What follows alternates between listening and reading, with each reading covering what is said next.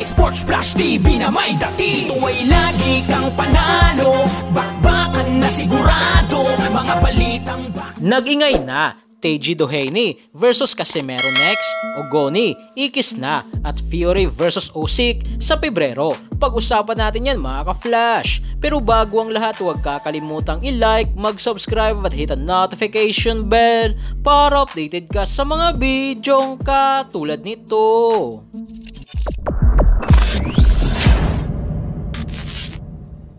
So matapos nga po mga ka-flash ang technical draw na resulta sa pagitan ni 3 Division World Champion angas ng Pinas Janriel Cuadro alas Casimero versus former IBF Super Bantamweight Champion Yoshinori Ogoni, ay balik na nga po si Ogoni sa kanyang pagtuturo sa kanyang mga client sa gym na ayon pa sa kumakalat na balita ay tuluyan ng araw itong magre-retiro at hindi na matutuloy ang rematch nila ni Casimero na pinaplanong ganapin sa Pebrero dito sa Pilipinas. So kung ganun nga po mga ka-flash, ang magandang harapin dito ni Casimero ay ang nag-iingay ngayon na si Teji Doheny na rated number 4 sa WBO Super Bantamweight Division. Matapos nga ang pagkapanalo nito via round 1 technical knockout sa Japan at hinahamon nga nito ang mga malalakas sa division na sina Sam Goodman, Luis Nery, Janriel Casimero at ang higit sa lahat ay si Unified WBO WBC Naoya the Monster Inoue.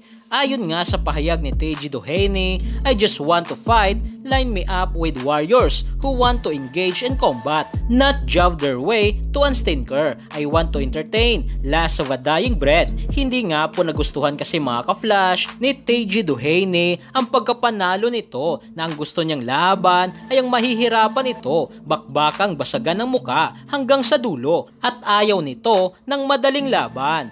Dahil nga sa napakagandang performance na ipinakita ni Teji Doheny sa Japan ay pinapabalik nga ito at dahil nga sa ikis na si Ogoni para sa next fight ni Casimero ay tahimik nga pong nagkakaroon na ng negosasyon sa pagitan ng Japanese promoter ni Casimero at ng kampo ni Doheny na kung may kasa nga po ito mga ka-flash ay isang magandang laban talaga ito, laban para sa World Title Eliminator. Habang sa kabilang balita nga po mga ka-flash sa Undisputed Championship sa pagitan ni Alexander Usyk at Tyson Fury ay hindi na nga po ito matutuloy sa buwan ng December na tinatarget ulit ito na ganapin sa buwan ng Pebrero sa susunod na taong 2024 na ang venue ay sa Riyadh, Saudi Arabia na ang bakbakan na ito mga ka-flash ay paglalabanan ng apat na titulo na WBO, WBC, IBF at WBA at meron nga po itong two-way rematch clause. So yan lang para sa ating balitang boxing. Ano bang masasabi nyo tungkol dito?